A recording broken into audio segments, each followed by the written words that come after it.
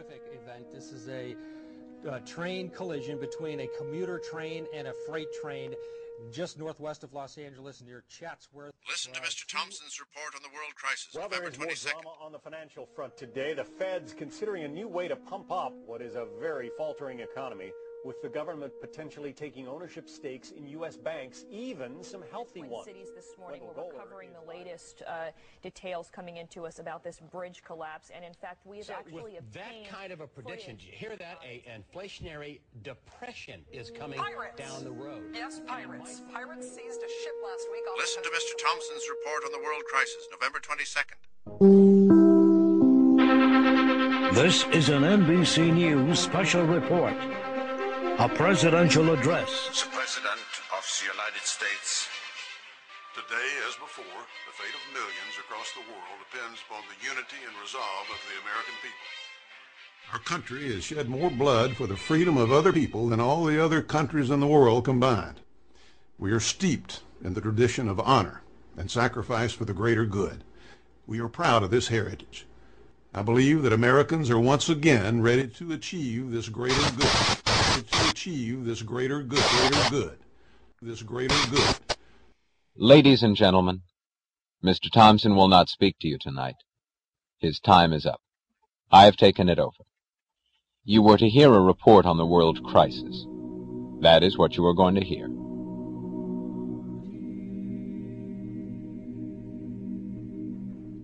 For 12 years you have been asking, who is John Galt? This is John Galt speaking.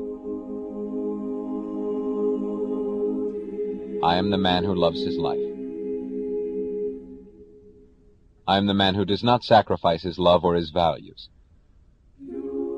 I am the man who has deprived you of victims and thus has destroyed your world.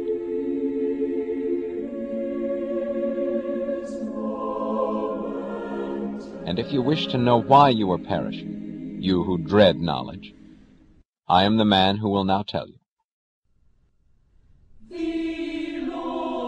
You have heard it said that this is an age of moral crisis. You have said it yourself, half in fear, half in hope that the words had no meaning. You have cried that man's sins are destroying the world, and you have cursed human nature for its unwillingness to practice the virtues you demand. Since virtue to you consists of sacrifice, you have demanded more sacrifices at every successive disaster. In the name of a return to morality, you have sacrificed all those evils which you held as the cause of your plight. You have sacrificed reason to faith. You have sacrificed wealth to need. You have sacrificed self-esteem to self-denial. You have sacrificed happiness to duty. You have destroyed all that which you held to be evil and achieved all that which you held to be good. Why then do you shrink in horror from the sight of the world around you? That world is not the product of your sins.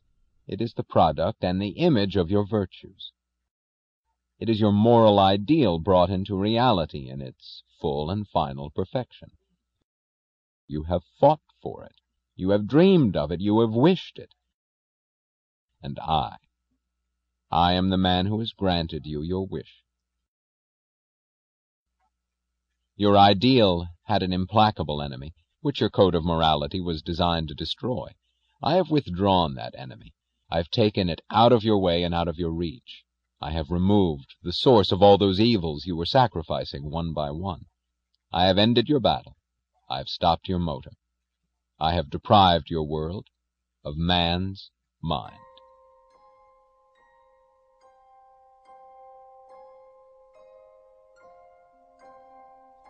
Men do not live by the mind, you say. I have withdrawn those who do. The mind is impotent, you say. I have withdrawn those whose mind isn't. There are values higher than the mind, you say. I have withdrawn those for whom there aren't.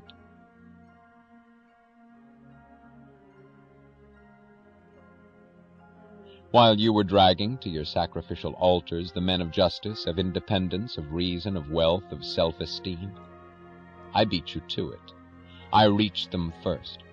I told them the nature of the game you were playing and the nature of that moral code of yours, which they had been too innocently generous to grasp. I showed them the way to live by another morality, mine. It is mine that they chose to follow. I lift my lamp beside the golden door. All the men who have vanished, the men you hated, yet dreaded to lose, it is I who have taken them away from you. Do not attempt to find us. We do not choose to be found. Do not cry that you need us. We do not consider need a claim. Do not beg us to return. We are on strike. We, the men of the mind. Our strike consists not of making demands, but of granting them. We are evil, according to your morality. We have chosen not to harm you any longer. We are useless, according to your economics. We have chosen not to exploit you any longer.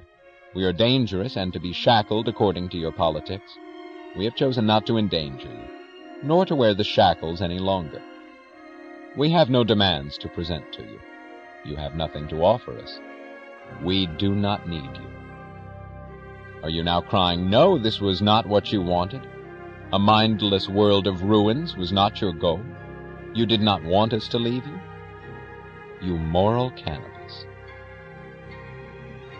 Through centuries of scourges and disasters, brought about by your code of morality, you have cried that your code had been broken, that the scourges were punishment for breaking it, that men were too weak and too selfish to spill all the blood it required.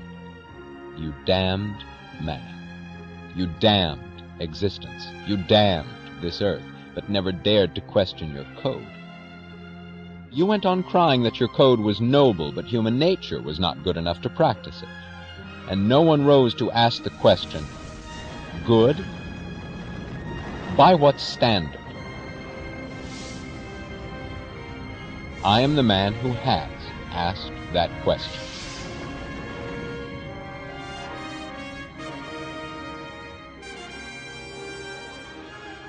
Yes, this is an age of moral crisis.